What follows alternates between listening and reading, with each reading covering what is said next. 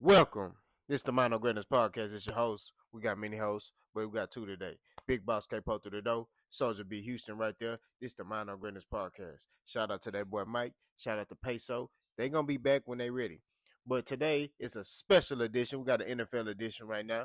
We're gonna be talking about the games that we watched. What two games, stood out to us. And of course, we gotta talk about that hometown cooking. You know what I mean? Them Texans, man. You know what I mean? We got to talk about them. But, you know, we want y'all to continue to support us, man. You ain't got to do much. Like the video, share it, subscribe to the channel. You know, we trying to build a little family here. We look at people as family. So y'all continue to run it up, man. Continue to watch us, man. We're gonna continue to put that content out. We're gonna continue to keep grinding. But B, I wanna start this out correct, man. I wanna start this out right. Give me your two games that caught your eye this past weekend, man. Let me know something. All right, what it is, folks? We back at it again, but let's get to it. I got two games as he mentioned. I'm gonna start off with the Cowboys versus Cardinals. Boy, oh boy, oh boy. I remember now. My boy K Post said a couple episodes ago, the Cowboys are a great regular season team, but are they even great in the regular season anymore after this loss and in the fashion they lost? Because remember, he did say, K Po did say, just wait. I'm telling you, just wait. Just watch. Just wait. He said that, and now look, we ain't have to wait long at all. They go against the Arizona Cardinals, and boy, oh boy, physicality met physicality, and we see who won the game, so we know who the softer team is. Them boys are soft like wet cookies. You feel me? But anyways, Cowboy, excuse me, the Cardinals, they came out, ran the ball down their throat. How do you stop an elite pass rusher, elite run stopping defense? Run the ball directly at them. Enough said. That's exactly what the Cardinals did. Let's get into some of the stats. James Conner had 14 carries and 98 rushing yards. Do the simple math. Everybody got calculators in their phone. That's 7 yards per carry. You feel me? 7 yards per carry. So if they would have gave it to him more, I ain't no telling what really would have happened. But he had 98 rushing yards on the ground. He had one TD on the ground as well. Excuse me. You had your boy Josh Dobbs back there looking like uh, a reincarnated Lamar Jackson back there. And he not even known to even scramble like that. He more of a he'll move the pocket, but he more of a pocket passer. But he had 55 yards on the ground. Then they had the receiver Rondell Moore with 54 yards on the ground. Tell me they ain't show up to ready for war. Tell me they ain't show up for that. They put a hat on the hat and pushed them boys right on down the field like a tractor in the field. You feel me? But at the same time, hey, all in all, the Cowboys gave up 222 yards on the ground and two touchdowns. Too much. Too much for everybody to say, oh, the Cowboys defense great. Oh, the Cowboys got this year. Oh, the Cowboys gonna do this year. Dak look good this year. Please, spare me. I'm gonna get into my next game. We're gonna talk about the Steelers versus the Raiders. Hey, I'm gonna give y'all some insight on me personally right here. The reason why y'all always gonna hear me chirp about the Steelers or toss the Steelers in there is because I'm always want the Steelers to do good.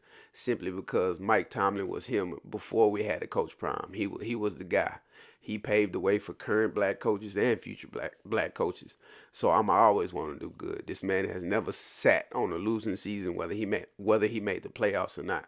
So big shout out to him. You know what I'm saying? Coach Prime next up. Well, he's up now, but before Coach Prime, we had Mike Tomlin. I want y'all to remember that. But I'm gonna get into some quick stats.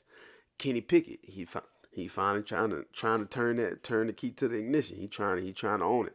So Kenny Pickett, he tossed the ball 16 times, well 28 times, excuse me, and completed 16 of those passes for 235 yards and two touchdowns. One of them was a long ball to Calvin Austin III, the rookie wide receiver. Boy was straight up the scene with it. Didn't disguise it. They didn't even try to cover it. But he caught that long bomb for a 36-yard touchdown. George Pickens snagged 4 of his 6 targets for 75 yards. Najee Harris had 65 yards on the ground. This next guy I'm gonna mention, Jalen Warren, I like him. I feel like kind of like the Ezekiel Elliott and Tony Pollard situation. I feel like this finna happen real soon in the Steelers land. But he had another 30 yards on the ground, I believe. But at the same time, this dude Jalen Warren is a nice weapon to have at your disposal. But let me. I want Kenny Pickett to get this point right here straight. You have to use what you have on your team, and right now I believe You have a generational talent in George Pickens. He is one of the most acrobatic catches I've seen in my life. And I done seen some great acrobatic catches from Steve Smith Sr. to currently Stephon Diggs. You got Santonio Holmes, you got Antonio Brown, you still got DeAndre Hopkins, OBJ, and the list can keep going. You feel what I'm saying? But George Pickens, he up there. You got to give him some of these 50-50 balls. And I believe, in my own opinion, some of those 50-50 balls, if you throw in the Pickens, they turn into 70-30 balls in favor of Pickens. I feel like he's snagging on anybody. Anybody. I don't care who you name. I feel like he can snag on anybody. That's just that's just my point, and I'm gonna leave it at that. But yeah, like I said in the beginning, I'm always want the Steelers to do good because that simple reason, Coach Tomlin, he the man, he been the man, and he deserves respect. He need to go in the Hall of Fame as soon as he retired. Now I'm talking about as soon as the next day he need to go in the Hall of Fame because he's one of those coaches that has made a difference in the sport of football for black coaches and black athletes in general. But yeah, I'm about to toss it over to you, K-Po. Let us know what your two games was. Man, those some great picks. Those some great picks. I also had the Cardinals and Dallas. I don't really need to go into stats. You know, in your soliloquy, you broke it down so beautifully. So, you know, I would just go from a mental aspect. The Cardinals was ready to play. The Cowboys wasn't. The Cardinals broke their will, and that's what it boils down to. It was one of them trap games where the Cowboys thought that, hey, this team is 0-2. You know, we 2-0. We just put, we beat a team 40-0, then we beat another team 30 to whatever. So we put 70 points up in a matter of 2 weeks. But like B said, man, I told y'all, I said, man, just wait. Just wait. It's gonna happen. Now, normally it happens later in the season, but it just came to us early. Christmas came to us early this year. You know what I mean? We just gonna keep it a step. Christmas came to us early this year. You know, and they showed their true colors. I mean, this offense that the Dallas Cowboys have is not an elite offense. Dak Prescott is on a decline. I don't know what it is. I don't know if people got him figured out. I don't know if it's the mental aspect. I don't know what it is, but for them to have that much firepower, you got Brandon Cook, CeeDee Lamb, Michael Gallup, you got Tony Pollard in the backfield. They got the backup running back. Like, they have firepower. You should be putting 80 on people offensively, but their defense is carrying them. Their defense is the reason why they were their offense was able to put up those points. And people are like, man, how's that possible? Anybody that know football understand this? It's situational awareness. It's field position. It's things like that. If my defense gets a turnover and they get an interception and they get me in good field position, it's easy for me to punch that in, right? So, what you got, B? What you got? I wanted to toss this in there real quick too. What do you think would happen if they was playing the Eagles, who running the ball good right now with Swift? If they was playing the Dolphins, who running the ball good with A Chain and Mostert? What if they playing the 49ers, who running the ball well no matter who in front of them because they got CMC? What happens when you run into one of these teams? Cowboys fans, let us know. Let us know now. So, like I say, and B pointed this out as well. They got Michael Parsons. He's a great pass rusher. How do you neutralize him? You run at him. And that's what the Cardinals did. They ran at him. Even they found out where he was and they ran at him. So if he came out on the left side, hey, we run it. Hey, I know the play's supposed to go to the right, but we going to the left. That's basically what they did. Even with Joshua Dobbs. I mean, it was a great game plan. It was simple though. It wasn't nothing spectacular. They didn't use no motion. It was just simple. We finna push you back. We finna outman you. We finna outwill you, and that's what the Cardinals did. I was very impressed by that. The Cowboys need to step that game up. For the past, I mean, I'm finna be 34. So, for the past 20 some years, the Cowboys been supposed to go to the Super Bowl, and they have these promising regular seasons, and then boom, you know what I mean? They lay an egg. So, like I said before, they're not gonna win a Super Bowl anytime soon until maybe when Jerry Jones passed away. But we'll see. Next game, I ain't gonna lie, Miami versus the Broncos. Now, let me say this here. I'm sorry, Sean Payton, but all that talking caught up with you, bro. Me personally, I would have fired him. I'm not gonna lie to you. This is the NFL. This is not college football. This ain't high school football. If a team puts 70 on you, 70. Bro, Tua threw a touchdown pass, a no-look touchdown pass. They was freestyling on you, bro. Like, they was just doing whatever they want. He was 20. Listen to these stats. 23 for 26. He missed 3 passes. 23 for 26, 309 yards, 4 tutties, 88.9 QBR. That's Tua. That's Tua T, right? A-Chain, 18 carries, 203 yards. The rookie from A&M. 11.3 yards per carry. I don't think y'all understand this.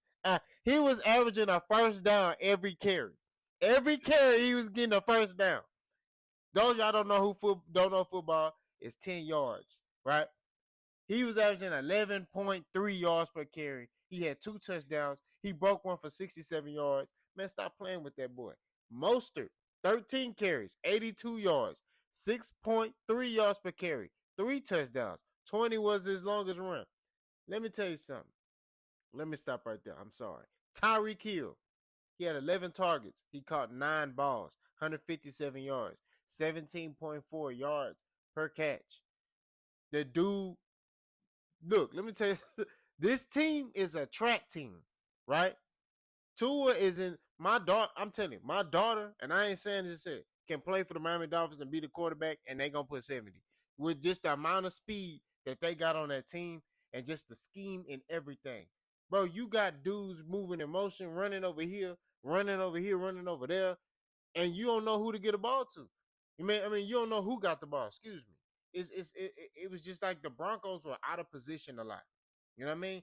They were just out of position. They got embarrassed, bro. That's just what it is. And Patrick Surtain, the second, didn't have a good game.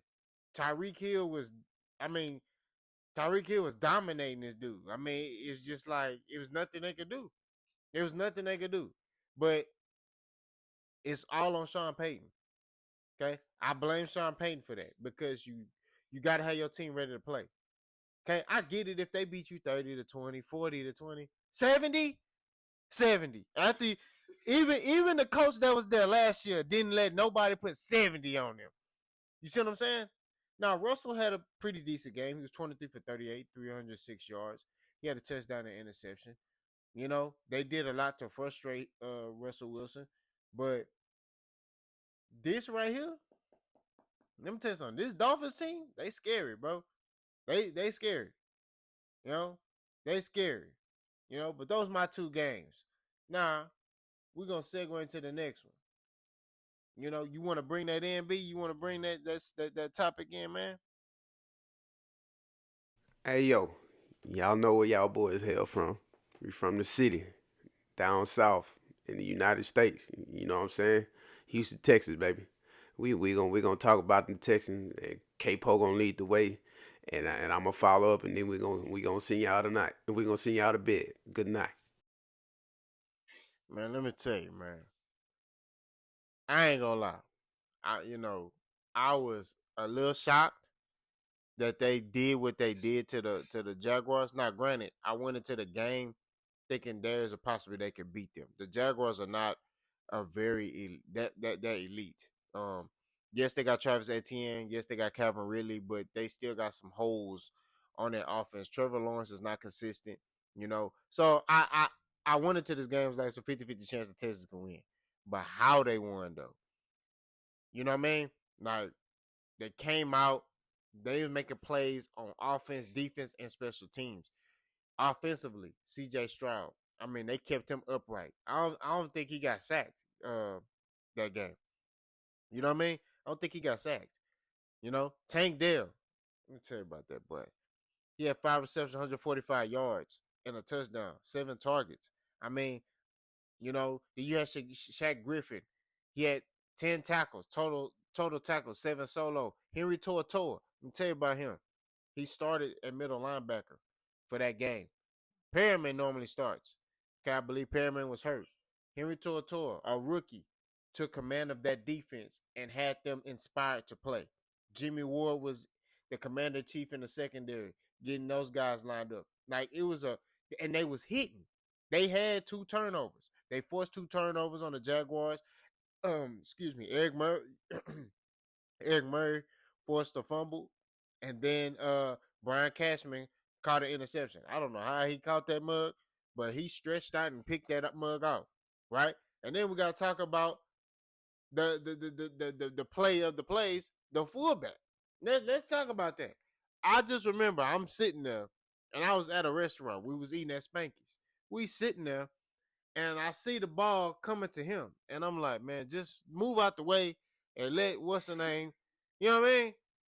Then he tried to catch it, he dropped it. So when he dropped it, I was like, man, sorry. You know, I'm trying not to cuss. I said, this man's sorry. Then he picked the ball up, right? Now around that time, I'm turned around. I'm talking to my coworkers. I'm like, see, this is why. And then I hear, go, go. I'm like, and I see this big fat white boy just, you know what I mean, rumbling down the sideline. He made one dude miss, so I went from being mad to, oh, hey, hey, well, you know, hey, that's what I'm talking about. My coworkers, they like, nah, you was just dogging this boy. You was just dogging him. You know, I said, hey man, look, I still feel like he shouldn't have been fielding that ball. You know what I mean? It was, I would say it was more luck that he was able, and bad positioning by the Jaguar special teams, by the way. Uh, but it was more luck that he fielded that with kickoff return and took it back. But overall, to close it out, because I could talk about this for hours, it was a great all around team win for the Texans. And like I said, those 2 losses that they had, you know, I didn't never leave those games looking like, oh, these dudes are trash. We finna go on whatever. I looked at those games like, okay, if they able to put it together, they can win a couple of games. And this game right here showed how dangerous they can be if they play together without mistakes. Be on my pass to you. For sure, for sure, for sure. Well put, my guy. Well put. Hey, what I took from this win from the Texans was a lot. I remember a couple of episodes. Again, I know I'm doing a lot of references from previous episodes, but this is what you do when you start getting these things on point. You reference to make sure your viewers and your fans know, hey, he on point sometimes, but sometimes we're gonna be a little off. But I referenced a couple games back. I believe it was week 1. I told y'all I was looking at C.J. Stroud's demeanor, and I'm looking at him every moment, every chance, every snap, every miscue, every good play. The dude was in tune with what was happening. He was learning, learning, learning, learning. And now they finally strung together one of those games where it's like this could be the Texans in the future for good. You know what I'm saying? D'Amico Ryan's was having fun on the sideline. The special teams was having fun on the sideline. The offense was having fun on the sideline. The defense definitely was having fun on the sideline. It was a well put together win by the Texans, and I expect to see more of it. You know, this is a stepping stone. We can't be too satisfied with what we got now. We got to keep grinding. We got to keep eating. We got to stay hungry. We can't get full. We can't be full off the Jaguars because guess what? We got to finish off the rest of the division. You know what I'm saying? We still got the Titans. We still got the Colts we got to deal with because Garner Minshew looked like he finna start that Minshew mania crap again. So we got to be ready for that. Also, the coach, I don't know where Zach Moss come from because he was on the Bills and that used to be my team. I don't know where he come from, but he didn't run like that with us. But also that's because we didn't give the running backs the ball either. Well, they didn't give the running backs the ball either. But at the same time, Texans, good win. Keep building. C.J. Stroud keep looking good. And how that term go? Raise hell, praise Dale. Tank Dale, good job, rookie. I feel like he gonna be the man before the season over. He gonna be one of the Texans' top pass catchers, and he gonna get in the end zone a lot. And that's on special teams and at the receiver position. But you put it well. That's all I gotta say. Go ahead and close this out. All right, y'all. We didn't talked about everything in the field today. You know what I mean? And we want y'all insight, man. We want y'all to engage with us. So don't be afraid to come in the comment section. If we tripping, let us know, man. We ain't running for no smoke. You know what I mean? Like we stand and face it. We grown men. We stand on our 10, and that's what it is. But y'all continue to, promote the channel, share it. You know what I mean?